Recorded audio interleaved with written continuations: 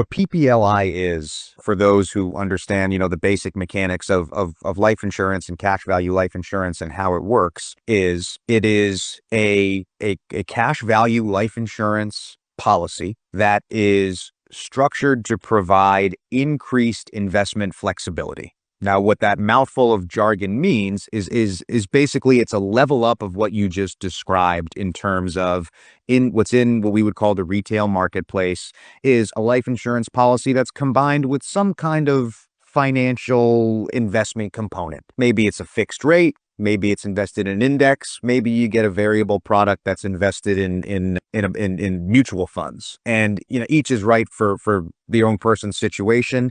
Where PPLI comes into that spectrum is that it takes it a step further from that last one I mentioned, where you can invest in mutual funds.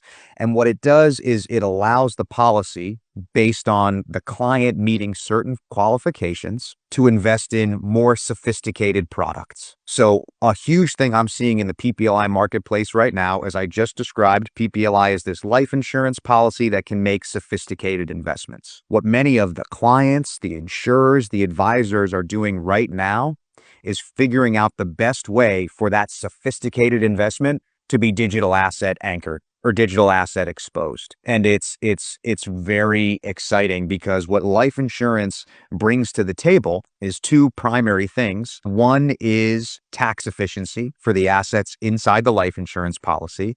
So because they are inside the policy and they are growing to support a death benefit on the contract, they grow tax deferred. So this appreciation, yield, whatever it is you might be doing, which could be anything inside this policy, that's going to occur in a tax deferred environment, which is so attractive when you've got this potential big growth, right?